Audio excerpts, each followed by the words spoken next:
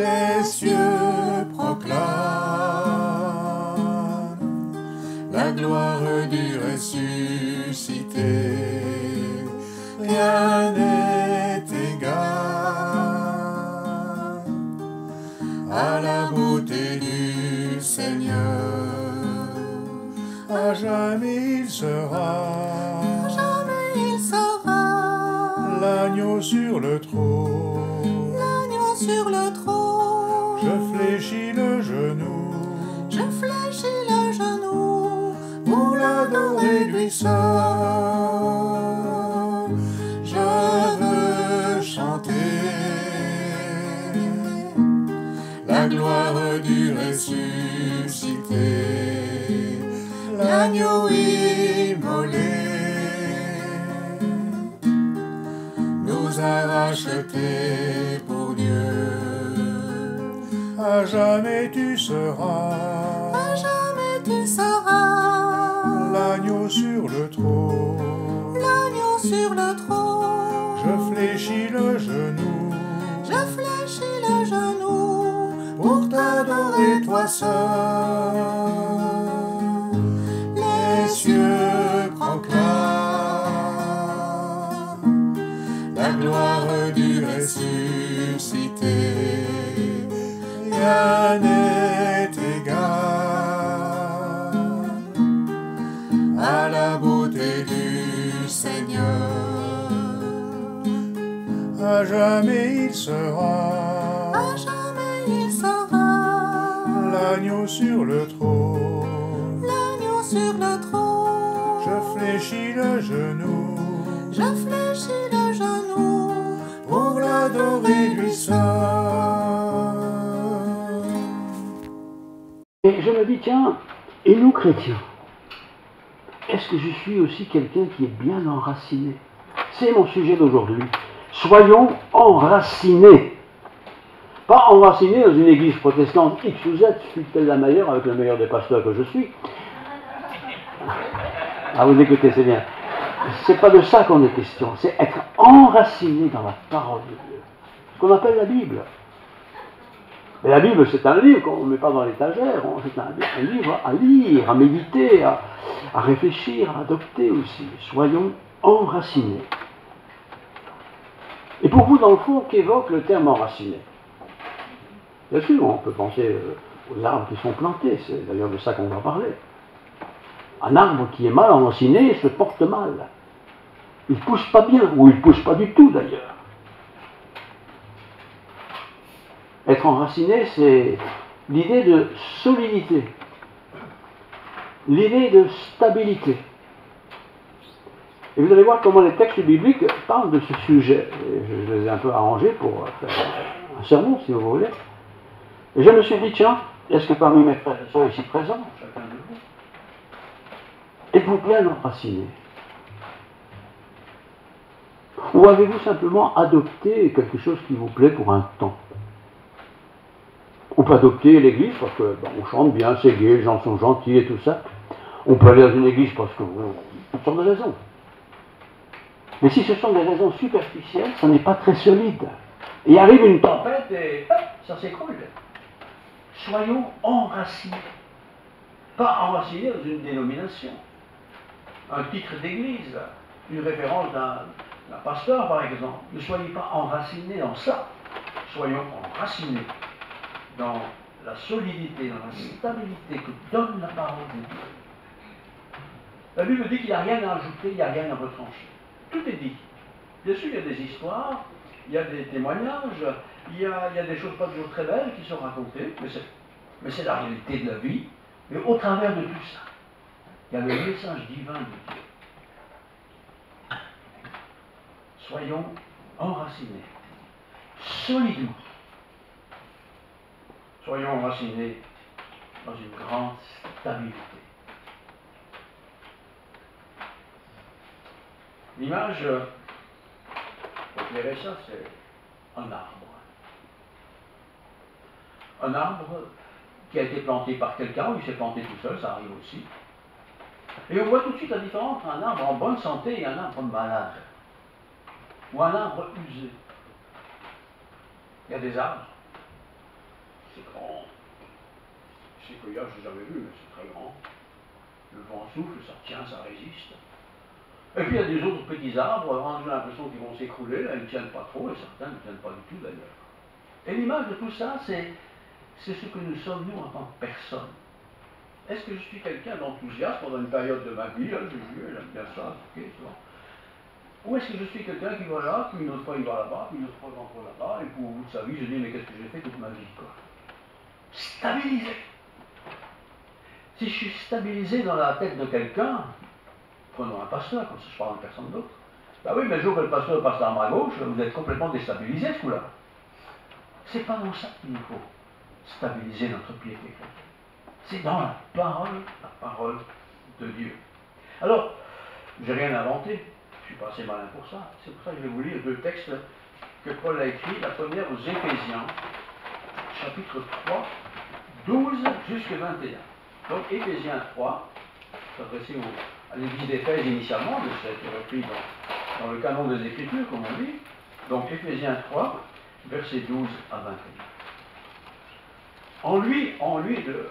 C'est les chrétiens d'Éphèse, mais c'est aussi tous les chrétiens du monde. Hein. En lui, donc dans le Seigneur, nous avons par la foi,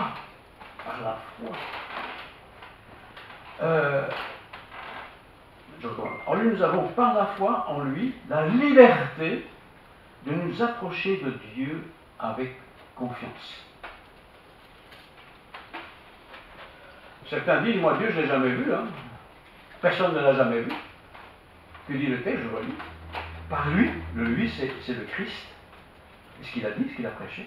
Nous avons par la foi c'est quelque chose qui n'est pas un papier, un document, c'est la confiance, je vais l'expliquer après, la liberté, il n'y a pas de contrainte, de nous approcher de Dieu avec confiance.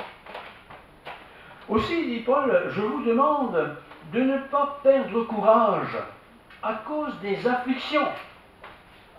Quelles afflictions? C'est celles que Paul endurait, que j'endure pour vous. Ces afflictions sont votre gloire, dit-il aux chrétiens d'Éphèse. Paul avait été persécuté, il a été persécuté longtemps, et notamment parce qu'il est allé à Éphèse. Éphèse était une grande ville avec beaucoup de dieux, et puis il y a ce nouveau Dieu qui apparaît pour beaucoup, et c'est très contrariant parce que ce Dieu-là est un Dieu libérateur. Donc je relis, à cause de cela, j'endure des souffrances. C'est un peu de ma faute, dit Paul, si on vous condamne un peu concernant la foi. À cause de cela, je fléchis les genoux devant le Père. C'est Paul qui dit ça. Le grand apôtre, l'intellectuel de la Bible. Je fléchis le genou devant le Père. Pas devant des hommes, mais devant Dieu. Je fléchis le genou. De qui toute famille dans les cieux et sur la terre tire son nom. Il remet les choses en place. Toutes les familles du monde tirent leur nom, leur existence en Dieu, à cause de Dieu. C'est Dieu qui donne la vie.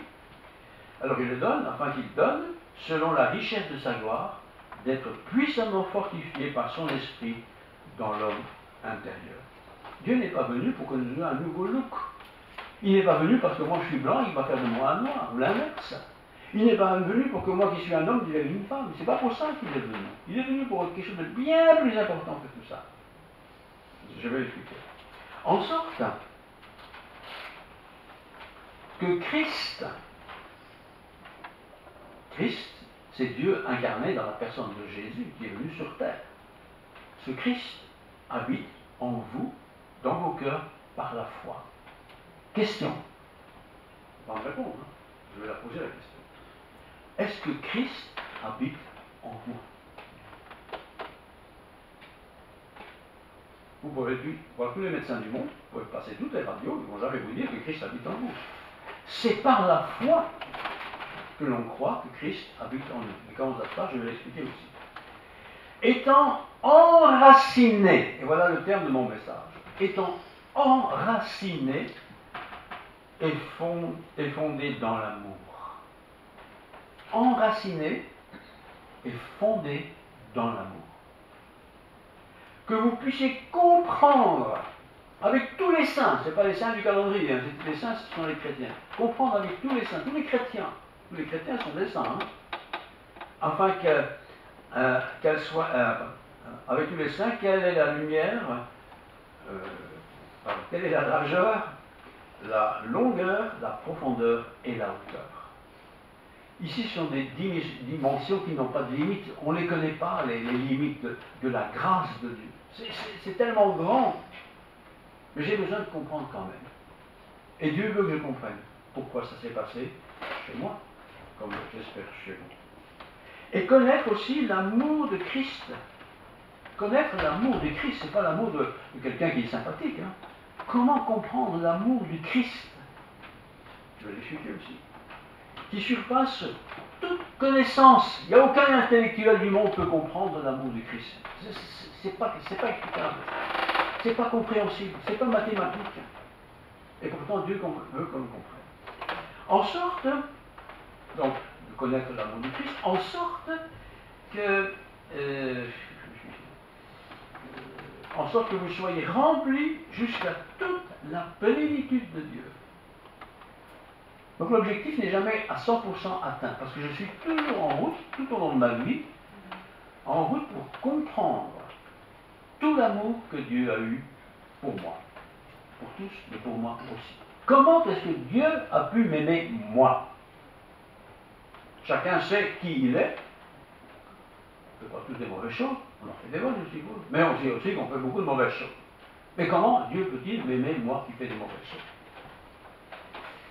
Or, celui qui peut faire, par la puissance qui agit en nous, infiniment au-delà de tout ce que nous demandons et pensons. Tout ce que nous demandons et tout ce que nous pensons concernant Dieu, ou de ce qu'il pourrait faire pour moi, Dieu peut faire bien au-delà de cette limite humaine. C'est ce Dieu-là que j'aime. Et c'est de ce Dieu-là que je parle. Et c'est ce Dieu-là qui a changé ma vie. Et c'est ce Dieu-là qui entre en nous, qui transforme nos vies, frères et sœurs. À lui donc, bien sûr, soit la gloire dans l'Église et en Jésus-Christ. À lui soit la gloire dans l'Église. L'Église, ce n'est pas un rassemblement de copains qui pensent la même chose. C'est le rassemblement des chrétiens, des femmes, des hommes qui aiment Dieu et qui écoutent Dieu. Et qui comprennent aujourd'hui quelque chose et demain autre chose. En plus, donc, à lui soit la gloire dans l'Église en Jésus-Christ, dans toutes les générations, au siècle des siècles. Amen. Enracinement. En quoi suis-je enraciné? Certains sont enracinés dans telle religion, dans tel type d'église, dans telle façon de faire, toutes sortes de choses. Mais tout ça était éphémère. Prenons un exemple simple, dans une église où vraiment vous avez un orchestre bien organisé, il y a 10 pianistes, il y en a même malade d'ailleurs, il y a 15 guitaristes, c'est l'ambiance, des chants, tout le monde a 4 voix, etc. C'est bien, c'est une chouette ambiance, on est content, on aime ça. Mais tout ça, c'est rien. Il y a des églises, comme chez les Quakers, il n'y a pas de musique, il n'y a pas d'instrument de musique. C'est a cappella. Et c'est très bien aussi. Il y a des gens qui chantent faux comme pas d'eux. Hein. Mais c'est bien aussi. C'est pas ça qui est important. Ce qui est important, c'est notre enracinement. Prenons un exemple tout simple. Si je dis, donc vous dites que tu vas faire l'église, ouais, je fais l'évangile. Ah, l'évangile c'est bien. Bah oui, c'est bien, c'est pas si mauvais que ça. Ben, c'est pas forcément si bien que ça non plus. C'est pas en ça que je suis enraciné. Si demain l'église n'existe plus, je ne suis pas chrétien pour ça ou plus chrétien pour ça. Je suis enraciné dans l'œuvre du Christ. Ça, c'est autre chose. Enraciné. Je lis un deuxième texte, juste un peu plus loin. C'est toujours Paul qui écrit, mais il écrit cette fois-ci aux Chrétiens de Colosse. Colossiens 2, 4 à 7. C'est le même genre de lecture, mais un peu différent. Je dis cela afin que personne ne vous trompe par des discours séduisants. C'est du blabla, on en connaît tous. Hein. Paul dit, moi je suis pas fait pour ça. Car si je suis absent de corps, je voyage beaucoup, il n'est pas toujours là, hein, je suis avec vous en esprit. Un peu comme si moi je pense à ma grand-mère qui habite Tombouctou, ben, je ne la vois pas, je ne veux pas la toucher, mais je pense à elle, je suis en communion avec elle. Voyant avec joie et le bon ordre qui règne parmi vous. Ah ah. Voyons, on l'a informé en tout cas, qu'il y a parmi vous de la fermeté, du bon ordre, et il y a de la joie. On peut déjà se poser la question, ce n'est pas le but de mon message, est-ce qu'il y a de l'ordre ici? Est-ce qu'il y a de la joie? Est-ce qu'il y a de la paix? Est-ce qu'il y a de la recherche de grandir, de progresser dans la foi? Ainsi donc, comme vous avez reçu le Seigneur Jésus-Christ, marchez en lui. Marchez en lui. Enracinez en lui. Tout départ, tout commence avec ça. Je sais par expérience que voilà, des gens vont dans une église A, puis on les trouve dans l'église B, puis une troisième dans l'église C. Toutes les églises sont très sympathiques, différentes, mais sympathiques. Et pourquoi change-t-on? On change parce qu'on a déménagé, c'est une raison. Hein. On change parce que, bon, là, ils ne chantent pas bien. Bon, c'est peut-être pas une vraie raison, ça. On chante là parce que, ou on change là parce que, bon, toutes sortes d'excuses. Ce ne sont pas des excuses qu'il faut avoir. On ne vient pas pour être des jouisseurs de plaisir évangélique.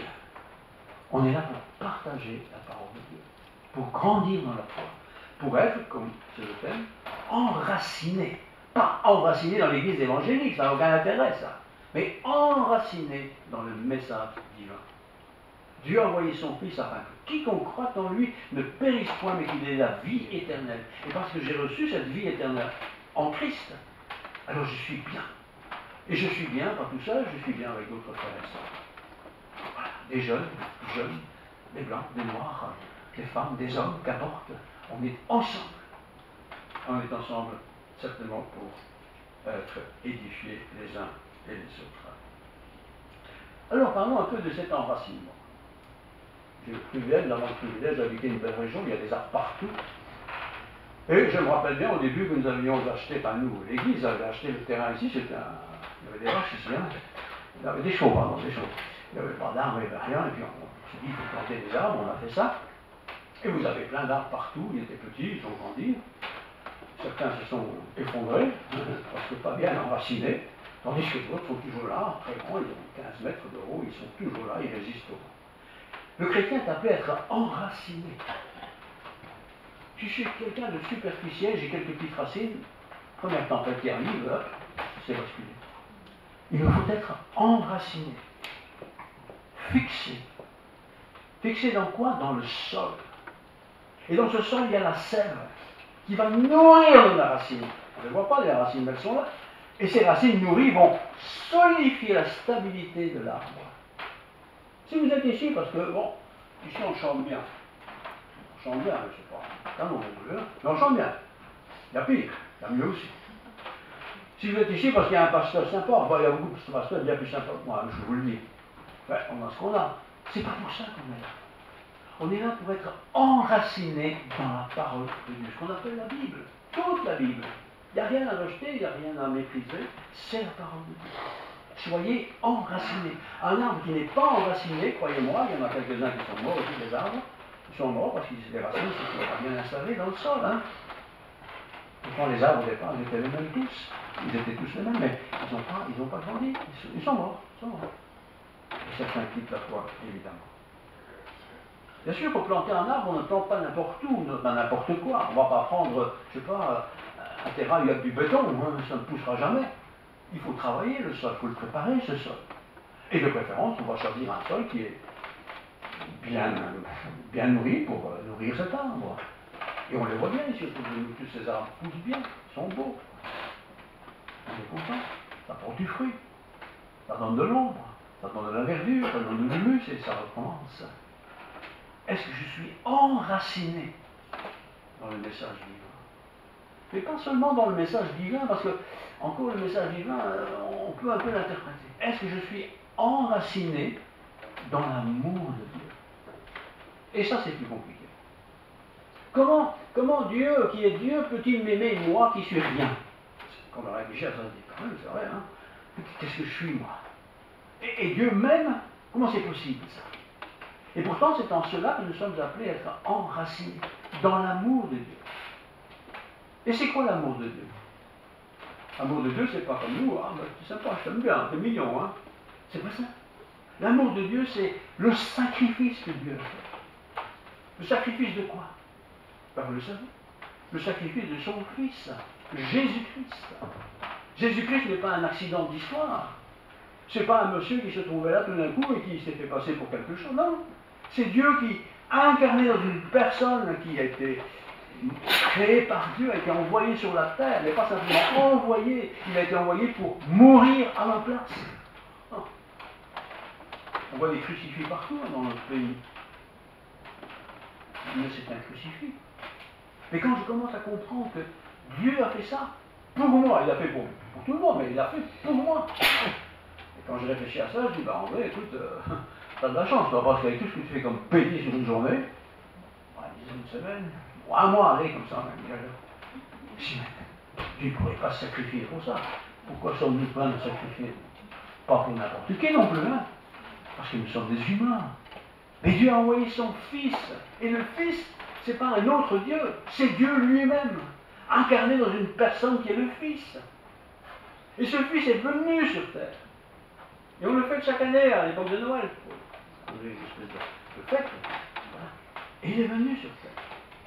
Mais il n'est pas venu sur terre pour être glorifié, être le grand manager, le grand c'est tout.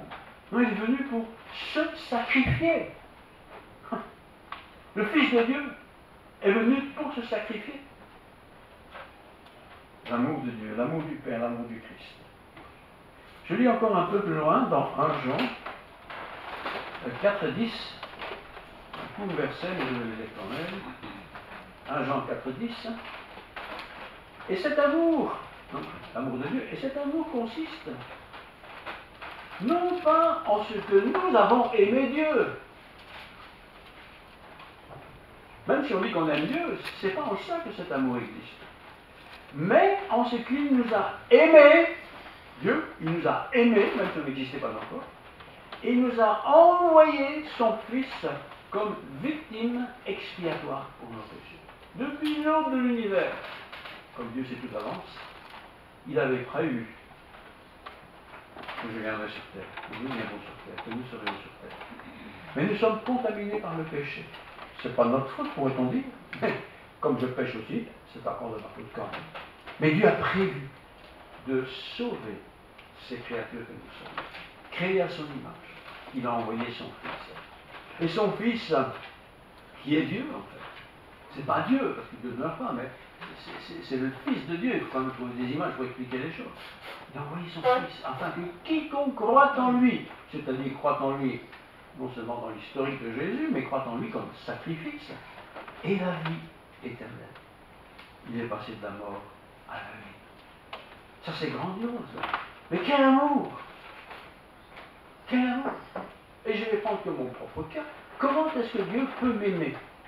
Alors que moi je casse déjà les pieds souvent à ma femme, à mes enfants et parfois à vous-même. Et vous dites, mais comment est-ce que Dieu peut aimer cet homme-là? C'est pas possible. Il a à l'œil, il vous se pèse toujours, il en est content, pas tout le reste. On s'en a fait tout comme ça. Pourtant Dieu nous aime. Il n'a pas dit, quand tu seras parfait, je vais accepter que Christ soit sacrifié pour toi. Non. Que je sois qui que je sois. Dieu a envoyé son Fils. Si je crois en lui, si j'accepte ça pour moi, il fait de moi son enfant, son racheté. Amour de Dieu. Et une fois que j'ai été racheté, c'est-à-dire que j'ai donné ma vie au Seigneur, je ne veux pas simplement rester là au bout du jardin. Hein. Si vous mettez un arbre dans le jardin tout seul, après avoir été au marché, l'arbre ne va pas pousser. Hein. Il faut l'enraciner, il faut faire un trou pour le mettre dedans, il faut un peu s'en occuper, pour qu'il puisse trouver des racines. Et les racines, c'est la parole de Dieu. C'est pour ça que nous aimons beaucoup la Bible. C'est pas parce qu'on aime la Bible. C'est un livre, c'est des livres. Mais c'est la parole de Dieu. Et dans cette parole de Dieu, nous avons toute l'histoire de Jésus qui est venu dans ce monde pour nous racheter. Colossiens 2, 6, 7, je le relis encore une fois. Voilà.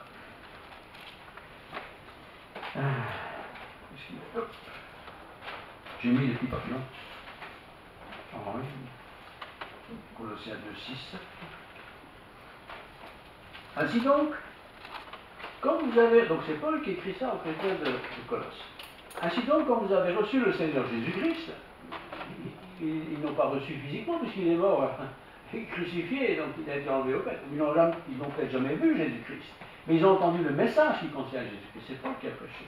Ainsi donc, quand vous avez reçu le Seigneur Jésus-Christ, marchez en lui. C'est-à-dire, marchez selon ce qui s'est passé, ce qu'il a dit, ce qu'il a enseigné. Étant, et voilà mon message, enraciné et fondé en lui. En lui, c'est donc en Jésus-Christ. Je ne suis pas enraciné dans la mère de Jésus, moi. Je ne suis pas non plus enraciné tel et tel personnage extraordinaire dans la vie. Je suis enraciné dans la parole. C'est de là, de ce que le Christ a fait pour moi, que ma vie chrétienne dépend. Je crois ça. Je l'ai accepté. Je me suis approprié cela. Et je veux bien sûr, en conséquence, plaire à celui qui a fait ça pour moi. C'est pour ça un chrétien, toute sa vie, il va chercher à se sanctifier, à devenir un peu plus saint que hier, un peu moins que demain. C'est pas devenir saint avec une auréole sur la tête, moi je suis rien. C'est Christ qui est tout. Mais j'aime tellement le Christ et je suis tellement reconnaissant de ce qu'il a fait pour moi. Il est mort pour moi. Que la seule chose que je puisse faire avec un peu de sérieux, c'est de me perfectionner. Me perfectionner, pas pour dire, vous savez, cocorico, je chante bien l'église, je prêche, je fais ciel. Non. La perfection, en fait, vient du fait d'être enraciné en lui. Il a toute la place dans ma vie. C'est pas de la philosophie. On n'a rien contre la philosophie, mais c'est pas ça ma vie. C'est l'œuvre du Christ. Dieu a envoyé son Fils, afin que quiconque croit en lui ne périsse point, mais qu'il ait la vie éternelle. Ça semble tellement simple quand on dit c'est pas possible, pourtant c'est comme ça. J'ai plus besoin de me torturer, j'ai plus besoin de me faire des coupures, j'ai plus besoin de je sais pas quoi. Non, tout est fait, Christ a tout fait. Et il a fait par amour. Alors, donc ma question, est-ce que je suis bien enraciné dans cela?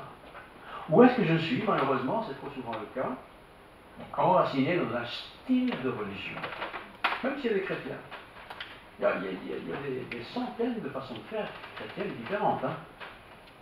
Et chacun est un peu attaché à ce qu'il fait. Mais c'est pas ça qui est important. C'est pas ça qui est important. On aurait pour 15 pianistes, 28 choristes, 36 violonistes, 36 guitaristes. Ce serait beau, ce serait formidable, je rêve un peu là. Mais ça ne fait pas de moi un chrétien tout ça. Parce qu'il y a des églises qui ont tout ça. Et beaucoup ne sont pas chrétiens. Parce qu'ils n'ont pas reçu le Christ dans leur vie. Oui. Ah, mais si j'étais un peu plus intelligent, ben, tu es intelligent. Ah, mais si j'étais un peu plus naïf, tu n'as pas à être naïf, crois-le. C'est par la foi que nous sommes sauvés. Dieu manifesté en chair. Alors les arbres, pour revenir à l'illustration qui est très simple, il y a longtemps déjà, maintenant, ici, je le dis, c'était un pré, il n'y avait pas d'arbres. Et puis on a planté des arbres petit à petit, de toutes sortes. Il y a 70 variétés, 70 arbres différents. Certains sont morts, mais pas, la plupart sont encore vivants. Mais de toute façon, qu'ils soient grands, petits, verts ou bleus, c'est le même principe. C'est un tronc, on gratte un peu, on ameublit la terre, si on met un peu d'engrais, et puis on met l'arbre dedans, et puis on ne fait plus rien. C'est la nature, dit-on, qui fait pousser l'arbre. Et les arbres, ici, il y en a de très grands, hein, il y en a de plus petits. C'est comme dans la vie chrétienne. C'est pas que quelqu'un a 1m80 plus important que celui qui a 1m10, mais certains sont plus engagés pour Dieu, sont plus visibles pour Dieu que d'autres. Mais c'est pas ça qui est important. Ce qui est important, c'est de savoir si je suis bien enraciné dans le Seigneur. Vous voyez? Si demain, j'ai un souci comme ça qui me tombe sur la tête, et je dis, oh Dieu, il ne m'aime pas, il ne s'occupe pas de moi. Ah, tu n'es pas bien planté là. Il faut recorriger ta plantation. On est enraciné dans le Seigneur. Je suis venu, dit Jésus. Pas pour que vous mouriez, mais pour que vous ayez la vie. Et cette vie est dans le Fils, dira l'apôtre. Et pourquoi est-elle dans son Fils? Pourquoi la vie est-elle dans son Fils? Encore l'Écriture nous dit, parce que Dieu a envoyé dans le monde le salut en Christ. Ce qui fait croître un arbre, vous prenez un arbre, là, vous marchez, vous le mettez là, il ne va pas pousser. Hein. Et avec le temps, il va même mourir. Hein. Il faut le mettre dans le sol, de préférence, pas un sol en béton. Un sol, il y a de la terre, et de préférence, une terre intéressante à nourrir, qui va nourrir l'arbre. Je suis nourri par la parole de Dieu. C'est pour ça que nous prêchons souvent. Prenez la parole de Dieu, réfléchissez un texte ou un autre, méditez-la, prenez-la, voilà. C'est bien, on est ensemble pour ça. On s'exhorte les uns les autres, on s'encourage les uns les autres. On n'est pas là pour être protestant ou catholique ou encore autre chose. Non, on est là pour être enfant de Dieu. Dieu en moi, enraciné en Christ. Stabilisé en lui. La parole de Dieu se révèle de trois manières. Je saute un peu mes pages parce que le temps passe vite. Il y a d'abord la Bible. Il n'y a plus rien à ajouter, il n'y a plus rien à retrancher dans l'Ancien Testament et le Nouveau Testament, mais tout ça c'est la parole de Dieu. On va en parler en l'occasion. Mais cette parole de Dieu en tant que telle, ça ne fait rien chez moi. Il faut que je la médite. La méditer, c'est C'est un peu ruminer comme ça. Hein. On doit ruminer la parole de Dieu. C'est pas tout dire, je vais dire 6 chapitres et puis c'est bon. Ça, c'est pas ça. On pourrait le faire, mais il faut méditer. On ne mange pas 3 kilos de pommes de terre en une fois. On en mange un peu, puis un peu autre chose. Puis on recommence demain et après-demain. La parole de Dieu, c'est la même chose. Je la médite. Je m'enracine dans le sol de Dieu pour que la sève de Dieu s'imprègne en moi et que, imprégné en moi, me donne de grandir, d'être épanoui, d'être bien, de porter du fruit, d'être visible. On n'est pas là pour vivre en cachette. On n'est pas là pour vivre. Non, on est là pour vivre heureux. Les arbres ici, je pense qu'ils sont tout à fait heureux. Bon, s'ils ne sont pas heureux, il n'y a pas de problème. Ils sont bien parce qu'ils sont bien installés. Et ils continuent de croître. Au début, ils ont grandi vite, et puis, c'est un peu mal vu, mais ils sont là, ils ont grandi, ils sont là. Ils apportent aussi leur bienfait autour d'eux. Dès le matin, frère, dès le matin, dès que tu te réveilles, commence pas à te tracasser pour les cours de maths que tu dois avoir tout à l'heure, ou la vaisselle que tu dois faire, ou ta lessive que tu dois. Non, tu dois le faire, ça c'est sûr, mais pense au Seigneur. Mais si, Seigneur, je suis vivant. Et comme je suis encore vivant, qu'est-ce que je peux faire pour toi? C'est ça la question que je peux poser. Le Seigneur va pas me téléphoner. Encore qu'il pourrait le faire. Mais il n'a pas les trucs électroniques. Il peut le faire direct. Et il parle à mon cœur. Il parle à mon cœur. Allez, lève-toi. Dis bonjour à ta femme. Dis bonjour à ton homme. Dis bonjour à tes enfants. Sois sympa avec le collègue que tu n'aimes pas trop. C'est ça la vie chrétienne. C'est ça la pureté, c'est ça la sainteté, c'est ça la beauté. Et en même temps, qu'il y a tout ça, ça c'est extérieur, il y a mon être intérieur qui pousse. Un arbre, il ne réfléchit pas, un arbre, il n'a pas de réflexion, il n'a pas d'intelligence. Mais il pousse, et je le vois bien que ces arbres ont poussé. Parce que moi je les ai plantés, je m'en souviens bien, 2200 arbres différents, pas différents, mais 2200 arbres, une vingtaine de variétés. Ils sont poussés. Certains arbres sont morts, hein. Ça c'est sûr, ils n'ont pas poussé. Je ne sais pas pourquoi, parce qu'ils étaient plantés de la même manière. Là, ça ne pousse pas. Mais il y a aussi des arbres autour qui s'installent, un peu comme des étrangers là. Et ils veulent prendre de la place. Mais comme ce n'est pas un bon arbre, qu'est-ce qu'il fait le Seigneur? Il coupe. Ça ne sert à rien de garder ça. On n'a pas à couper quelqu'un ici, bien sûr. Mais je dois éliminer chez moi ce qui n'est pas bien. Tout ce qui ne plaît pas au Seigneur. Qu'est-ce que c'est un peu de ma vie? Ça ne sert à rien, ça. Ça ne sert à rien. Ça ne sert à rien d'avoir un arbre plein de branches qui ne portent pas de fruits, ça ne sert à rien. Je ne suis pas un spécialiste de l'émondage, Alain pourrait peut-être vous expliquer comment faire, mais il y a des branches qui sont un peu gênantes, parce qu'ils sont tellement grosses qu'elles étouffent les petites branches qui portent des fruits. Il faut parfois émonder. Il ne faut pas expulser les gens, il ne faut pas couper la tête des gens non plus, hein, c'est pas ça qu'il faut dire. Mais parfois, voilà, dans ma propre vie, il y a des choses que je dois me dégager.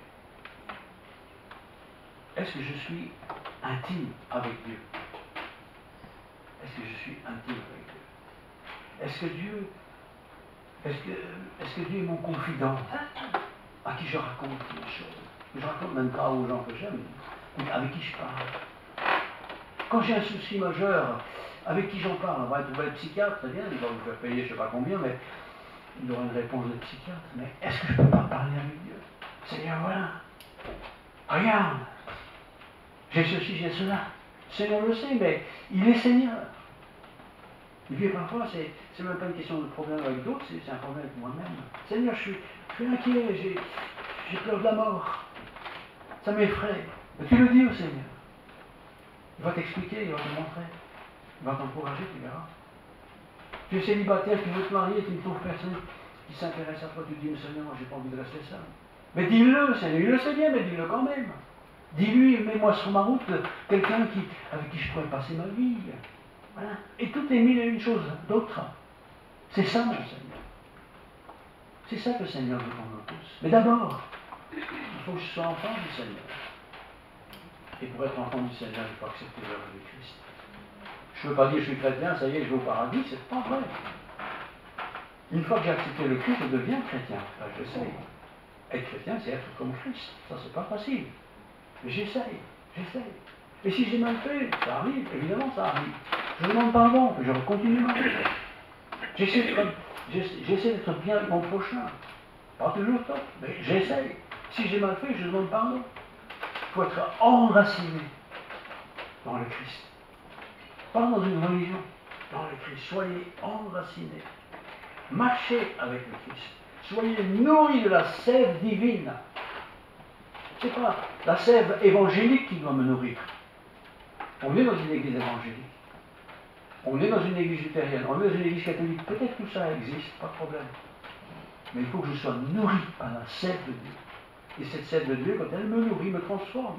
Elle me garde en forme. Elle me fait croître. Je grandis. Je progresse. Je progresse. Celui, 1 Jean 2, celui qui dit qu'il demeure en moi, quelqu'un qui dit ça, doit marcher comme il a lui-même marché, le Seigneur. Si je prétends que je suis un bon chrétien, il faut toujours le prétendre, hein. Il ne faut pas comparer avec quelqu'un qui est un mauvais chrétien. Par là, je peux toujours dire que je suis un bon chrétien, parce que il faut le comparer avec le Seigneur. Et qu'a fait le Seigneur? Il y a beaucoup de choses. Mais l'essentiel qu'il a fait, c'était d'obéir à son Père. Il a fait toutes choses comme son Père a voulu. Et la chose que son Père a voulu, c'est qu'il donne sa vie. Dieu a voulu qu'il donne sa vie. Est-ce que je suis prêt à donner ma vie pour le Seigneur? Ou est-ce que je dis, bon, c'est pas grave, je travaille dans cette entreprise-là, si vous n'êtes pas rien, vous n'êtes pas rien, je vais m'en sortir. Attention, c'est peut-être pas là que tu dois travailler. Même si tu es bien payé, c'est peut-être là que tu dois travailler. Tu es peut-être moins bien payé, mais là au moins on te respecte. On a du respect pour ce que tu es, ce que tu crois. Oui. Oh, ben je vais me marier, oh, c'est sympathique, une nouvelle femme, un nouvel homme, tout ça.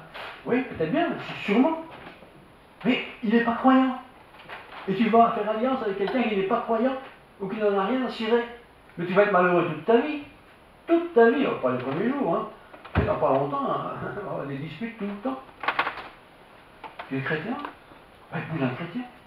Mais c'est pas parce qu'il est chrétien que ce sera forcément un bon époux. Il faut réfléchir, il faut demander à Dieu, il faut prier Dieu. Il faut prier d'ailleurs les saints pour les autres. Alors je conclus, 1 Jean 2,6, celui qui dit qu'il demeure en moi, si quelqu'un dit moi je suis chrétien, doit aussi marcher comme le pasteur de l'église où il est. Ah ben non, il doit marcher comme lui-même a marché. Lui-même, c'est pas moi, hein. C'est le Seigneur. C'est lui notre modèle. Vous pouvez avoir le meilleur pasteur du monde, ce ne sera jamais Jésus-Christ. Et Jésus-Christ, qu'est-ce qu'il a fait? Il a donné sa vie en rançon pour plusieurs. Le plusieurs, c'est tous ceux qui croient en lui.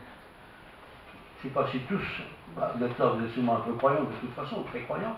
Mais ce n'est pas tous des croyants, beaucoup de gens sont croyants. Mais c'est de croire que Christ a donné sa vie pour moi. Il l'a fait pour beaucoup, mais il l'a fait pour moi. Et quand je crois à ça, Christ s'installe chez moi, par son Saint-Esprit. Vraiment. Hein? Et c'est lui qui, au gré du temps, au gré du vent, au gré des jours, au gré des circonstances, m'encourage, me fortifie, me donne du sourire, me donne aussi parfois des sujets de réflexion, me donne aussi parfois de dire je me suis trompé. Voilà, tout ça c'est la vie chrétienne. Être enraciné dans la parole de Dieu. Je ne vais pas dire que notre église n'est pas une bonne église, après tout, elle est bonne si nous sommes bons. Hein? Nous essayons de prêcher la bonne nouvelle, nous essayons de nous attacher à la parole de Dieu, nous essayons de vivre, nous essayons tout ça. Hein? Nous essayons. Mais il y a beaucoup d'autres églises qui sont toutes aussi bonnes. Trouvez une église qui correspond non pas à ce que vous attendez de la religion, ça, voilà, c'est le tour du monde. Hein? Mais choisissez une église, si vous avez choisi, restez ici, c'est très bien. Voilà, vous êtes là. Vous êtes là. Vous êtes là pour entendre le message de Dieu. Et aussi longtemps que ce message sera prêché sur base de la parole de Dieu, que la parole de Dieu sera centrale, que le Christ sera central, et que nous serons enracinés dans ce message, nous serons en bonne santé. Il y a des petits arbres, il y a des grands arbres, il y a des arbres énormes et des petites plantes, il y a des petites fleurs. Qu'importe, le principe est toujours le même. Il faut des racines. Soyons enracinés dans la parole. Que Dieu nous bénisse tous. Amen. Amen. Prions. Seigneur, merci pour ce rappel, ce rafraîchissement, être enrichi dans ta parole. Il y a beaucoup de terre, il y a beaucoup d'arbres, il y a beaucoup de bonnes choses, mais ça ne fait pas de nous un enfant de Dieu. te recevons, Seigneur, comme Père. Père qui a envoyé son Fils afin que quiconque croit en lui, nous croyons en lui, nous croyons en son sacrifice. Nous croyons aussi que tu prépares une place pour tous ceux qui croient en lui et la vie éternelle. Merci Seigneur pour cette assurance que tu nous donnes au travers de ta parole. Et s'il arrive des fois, Seigneur, que nous soyons un peu perplexes, découragés ou perturbés, donne-nous d'avoir ce bon réflexe de plonger le regard dans l'Évangile, dans la bonne nouvelle. Le Fils a donné sa vie, afin que quiconque croit en lui ne périsse point, mais qu'il ait la vie éternelle. Voilà ce que tu nous as laissé comme message central. Merci Seigneur. Merci. Sois béni. Nous allons rentrer chez nous, nous allons manger, nous allons nous poser, et puis nous recommencer une nouvelle semaine. Et cette semaine sera pour nous tous un temps de bonheur, d'épanouissement, mais aussi de reconnaissance. Et s'il y a des soucis qui se présentent, il y en aura peut-être, eh bien, donne-nous simplement de te faire confiance. Tu as toi-même dit, je suis avec vous jusqu'à la fin du monde. Nous pouvons compter sur ta bienveillance, Seigneur, sois loué. Que la grâce de Dieu, la paix du Christ, la plénitude de l'Esprit Saint repose sur nous tous. Aide-nous à être enracinés pleinement en toi, Seigneur. Amen. Amen. Amen.